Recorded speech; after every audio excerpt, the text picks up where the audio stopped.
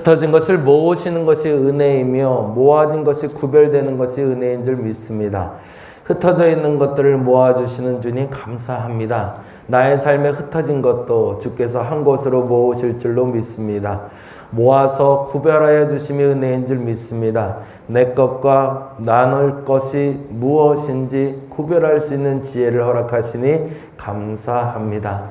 우리가 그렇게 살아가게 하여 주옵소서. 흩어져 있는 것을 모아서 나를 만드셨고 내가 그 어떤 이들과도 구별된 존재라는 것을 인정하게 하시는 주님, 오늘 나의 정체성과 나의 분명한 감사를 찾을 수 있는 한 날 되게 하여 주시옵소서. 여러 가지 이유로 함께하지 못하는 이들도 있고 여러 가지 이유로 동일하게 함께하는 이들도 있을진데 그 마음이 동일한 마음 되게 하시고 오직 주를 향하는 마음 되게 하여 주시옵소서. 함께 예배하다 지금 미처 못 나오고 있는 우리 석금자 선교사님 기억하시사 하나님 그 지병에서 속히 회복되게 하여 주시고 하나님 속히 회복됨으로 말미암아 하나님의 은혜가 있음을 알게 하여 주시옵소서. 감사합니다. 고마우신 예수님 이름으로 기도드렸습니다. 아멘. 아멘. 오늘은 창세기 1장 9절에서 13절 말씀 같이 봅니다. 9절에서 13절.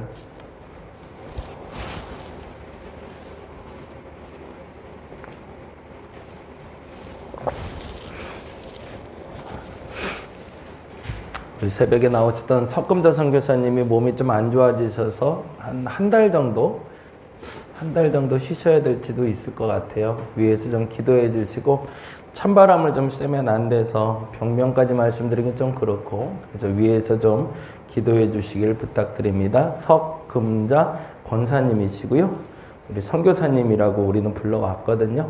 네, 같이 기도해 주시면 감사하겠습니다. 9절에서 13절까지 우리 같이 한 목소리로 읽을까요? 읽겠습니다. 하나님이 이르시되 천하의 물이 한 곳으로 모이고 묻이 드러나라 하시니 그대로 되니라. 하나님이 묻을 땅이라 부르시고 모인 물을 바다라 부르시니 하나님 보시기에 좋았더라. 하나님이 이르시되 땅은 물과 풀과 씨 맺는 채소와 각기 종류대로 씨 가진 열매 맺는 나무를 내라 하시니 그대로 되어 땅에 풀이 가득 각기 종류대로 씨 맺는 채소와 각기 종류대로 씨 가진 열매 맺는 나무를 내니 하나님이 보시기에 좋았더라.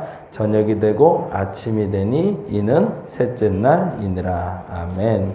예, 역시 동일한 방법으로 읽어봐 보죠. 6절에서 8절을 어제 봤는데 거기다가 질문을 이렇게 다시 하나 좀 넣어놓죠. 둘째 날에 하신 일은 이렇게 좀 해놓고 넘어가 보죠. 첫째 날, 둘째 날, 셋째 날을 보고 있기 때문에 그 구분 정도는 해놓고 가는 게 좋을 것 같아서요. 6절에서 8절 말씀 어제 읽었던 본문이지만 그렇게 해놓으시면 좋을 것 같아요. 둘째 날에 하신 일은. 둘째 날에 하신 일은 뭘까요? 6절에서 8절 읽어봅니다. 하나님이 이르시되 물 가운데 궁창이 있어 물과 물이 나뉘라 하시고 하나님의 궁창을 만드사 궁창 아래의 물과 궁창 위의 물로 나뉘게 하시니 그대로 되니라. 하나님의 궁창을 하늘이라 부르시니라. 저녁이 되고 아침이 되니 이는 둘째 날이니라. 아멘. 이 궁창이란 단어가 지금은 사용되지 않는 단어인데 이제는 좀 바뀌어야 되지 않을까 싶은데 아마도 성경학자들도 이 익숙한 단어를 뭐로 바꿔야 될지를 모르는 것 같아요. 말 그대로 하면 하늘 궁자에다가 푸를 창자거든요. 푸른 하늘이라는 뜻이기 때문에 이건 푸른 하늘을 만들어서 하늘이라 부르셨다. 이것도 또 그렇고 그렇다고 의미적으로 보자면은 그 평평한 딱딱한 것으로 막아놓은 장소 이런 개념이 돼요. 그냥 원어 뜻으로 하면 그러니까 이 이스라엘 백성들 의도대로 보자면 철판으로 막아놓은 곳 뭐 이런 개념이 돼요. 이거 막아놓은 상태, 그걸 궁창이라고 하는데 이 단어는 지금은 많이 쓰이지 않는 단어라 성경이 개정이 된다면 아마 바뀌지 않을까라는 생각은 드는데 중요한 것은 첫째 날과 둘째 날에 하신 일이 무엇인가가 우리에게 매우 중요하죠. 첫째 날에 하나님이 제일 중요하게 여기고 만든 게 뭐라고 그랬죠? 시간이라고 그랬잖아요. 그렇죠? 시간, 하루라는 시간. 그러면 둘째 날에 공들여 만들어 놓은 건 뭘까요? 바로 공간입니다. 그래서 굉장히 중요한 의미가 됩니다.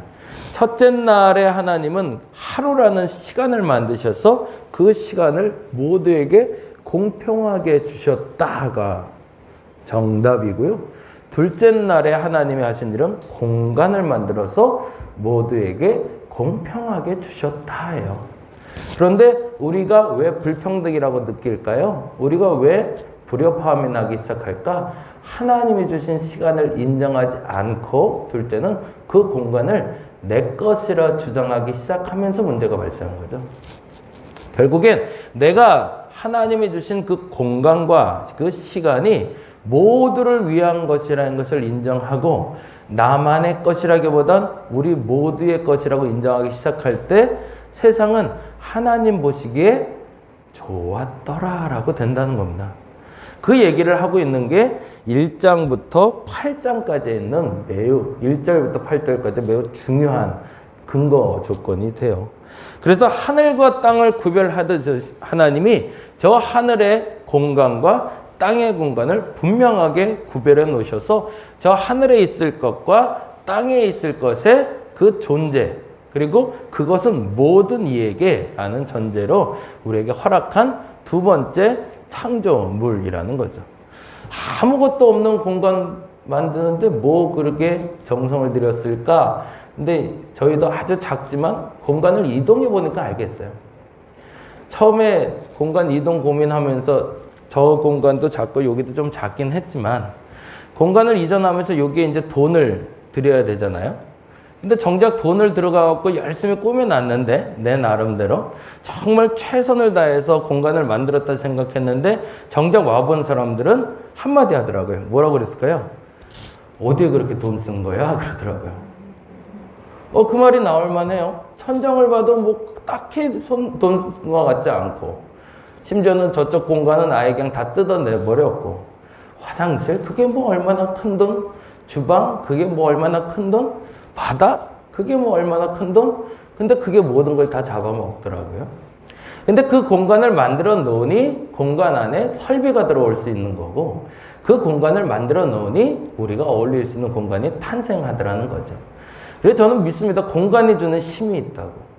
근데 그 공간이라는 건 무엇이 채워진 상태가 아니라 아무것도 없는 상태를 얘기합니다.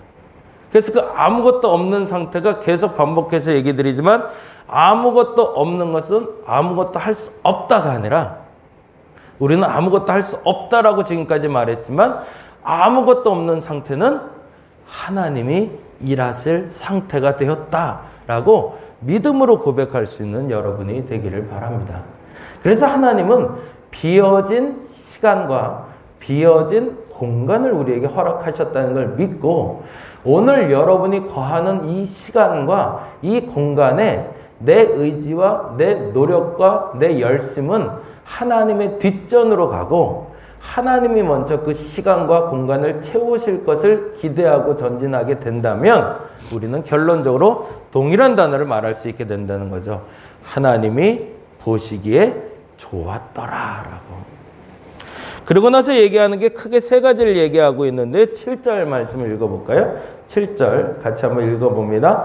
하나님이 궁창을 만드사 궁창 아래의 물과 궁창 위의 물로 나뉘게 하시니 그대로 되니라. 이 단어에서 굉장히 재미난 단어는 궁창이라는 기준을 가지고 뭐가 나뉘게 된 거죠? 물이 나뉘게 된 거죠. 그러면은 궁창이라는 기준을 가지고 위에도 물이 있고 아래도 물이 있다라는 거죠. 그걸 조금 더 쉽게 말하면 하늘에도 물이 채워진 창고가 있다. 이게 왜 중요할까요? 지난번에 처음 우리 창세기 보면서 읽었던 것처럼 창세기 제1독자는 누구라고 그랬죠? 이스라엘 백성들입니다. 이스라엘 백성들 중에 누가? 출애굽한 사람들이에요. 그들에게 있어서 하늘의 물이 있다는 게 왜 중요했을까요? 그들의 과거의 은혜를 경험할 수 있기 때문에 그렇습니다. 그래서 7절엔 그렇게 적어 놓으시면 좋을 것 같아요. 하늘에 물이 있다는 은혜. 그들은 알고 있었습니다. 하늘에 물이 있다. 근데 그 물은 누가 주장하신다? 하나님이 주장하신다. 그 믿음이 왜 중요했을까요? 그들이 이스라엘 백성들이 애굽으로 들어갈 때 그것 때문에 들어가게 됐거든요. 그 사건을 여러분이 기억하시나요? 나중에 창세기 후반부에 나오게 됐지만 요셉은 7년의 흉년과 7년의 풍년을 예고합니다. 풍년의 기초는 뭘까요? 하늘에서 내리는 비입니다. 그 비가 내리면 가뭄이 그치고 그 비가 내리면 풍년을 맞이하는데 그 주권자 하나님이 우리의 하나님이라는 믿음의 고백이 거기에 담겨있기 때문에 그래요. 그리고 조금 후에 살펴볼 거지만 그 하늘의 물은 나중에 무엇으로 사용되죠? 노아 시대에 심판의 도구가 됩니다. 이스라엘 백성들에겐 이 말이 단지 우리가 생각하듯이 그냥 하늘에 물이 있대, 땅에 물이 있대, 그 은혜의 차원이 아니라 그들에겐 그 물을 가뒀다가 풀어내시는 하나님의 그 은혜가 과거에 우리와 함께 하셨던 하나님에 대한 은혜의 고백이었던 거죠. 그래서 하늘에 물이 있음에 대한 은혜는 과거에 대한 믿음의 고백이 됩니다. 그러면 9절 한번 읽어볼까요? 9절 말씀 읽겠습니다. 하나님이 이르시되 천하의 물이 한 곳으로 모이고 묻히 드러나라 하시니 그대로 되니라. 아멘. 이 단어 쓸 때 여러분이 이 7절을 그렇게 해석했으면 9절은 이렇게 볼 수 있겠구나 라고 딱 보이는 장면이 있어야 돼요. 뭐가 보여야 될까요? 9절을 보고. 아까 제1독자가 누구라고 그랬죠? 출애굽 백성들입니다. 그들이 이 단어를 보면서 딱 떠올랐던 장면이 있어요. 그게 뭘까요? 홍해물이 갈라지는 사건이죠. 이야, 기가 막힌 거예요. 하나님 보시기에. 그리고 그 하나님이 하신 일을 그들은 알게 됐어요. 하나님이 물이 갈라지라 하면 물이 갈라져서 담을 쌓고 갈라진 그곳에 묻히된다는 걸 그들은 언제 봤죠? 출애굽 백성들은 자신들의 눈으로 봤거든요. 그러니 이거는 어떤 은혜를 얘기할까요? 현재 내게 있는 은혜를 얘기하는 겁니다. 과거에 그 물을 가지고 저 하늘에 가뒀던 그 물은 과거에 우리 요셉이라는 조상으로 말미암아 이 땅 애굽으로 들어오게 한 은혜였고 노아 시대에는 심판하던 그 은혜가 있었음에 대한 믿음의 고백이라면 묻을 만드시면서 바다와 그 물을 가르신 하나님은 현재 홍해를 가르신 나의 하나님에 대한 믿음의 고백이 되죠. 그럼 마지막 하나의 고백이 더 필요하겠네요. 그 고백은 뭘까요? 출애굽 백성들에게 제일 큰 소망은 뭐죠? 가나안 입성이죠. 그 가나안은 뭐가 흐르는 땅이죠? 젖과 꿀이 흐르는 땅이래요. 다른 말로 하면 뭐예요? 오곡백과가 풍성한 풍요의 땅이죠. 그 땅에 대한 고백은 언제 나올까요? 12절에서 나오는 거죠. 같이 한번 읽어볼까요? 땅이 풀과 각기 종류대로 씨 맺는 채소와 각기 종류대로 씨 가진 열매 맺는 나무를 내니 하나님이 보시기에 좋았더라 라고 정리합니다. 이 땅은 어딜까요? 그들에게 미래에 약속된 땅을 말하겠죠. 이게 사실은 이 7절부터 12절까지는 그들의 믿음의 고백인 겁니다. 계속 말씀드리지만 창세기는 과학적인 언어 물론 맞을 수도 있어요. 근데 우리가 봐야 될 1차적인 눈높이는 뭐죠? 신앙의 눈높이라는 거죠. 하나님은 어떤 분인가? 나는 어떤 존재인가? 하나님이 그 나를 위해서 무엇을 만드셨는가? 시간과 공간을. 그리고 그 시간과 공간을 무엇으로 채우셨는가?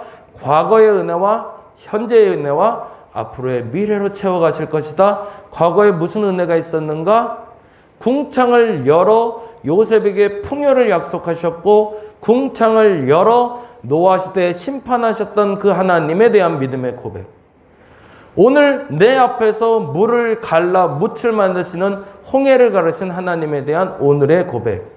그리고 이후에 그 땅에 씨를 심으셔서 나무가 자라게 하시고 풍요를 허락하실 미래의 하나님에 대한 믿음의 고백이 7절부터 12절까지 그 셋째 날 일어난 하나님의 은혜의 고백이라는 겁니다. 저와 여러분에게 이 고백이 생기시길 간절히 바랍니다. 과거에는 좋았는데 이거 이제 그만하고, 야, 요즘은 괜찮은데, 앞으로도 기대가 되는데, 이 세 가지의 은혜의 고백이 저와 여러분의 오늘의 고백이 되시기를 간절히 바랍니다. 기도하겠습니다.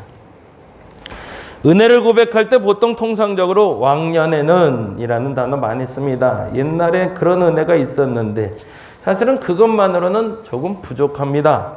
오늘의 은혜가 있어야 되고 내일의 기대가 되는 은혜가 있어야 됩니다. 어제의 은혜로만 살지 말게 하시고 오늘의 은혜와 내일에 대한 기대의 은혜의 고백으로 살아가는 저들 되게 하여 주시옵소서. 감사합니다. 고마우신 예수님 이름으로 기도드렸습니다. 다 같이 기도하고 돌아가겠습니다.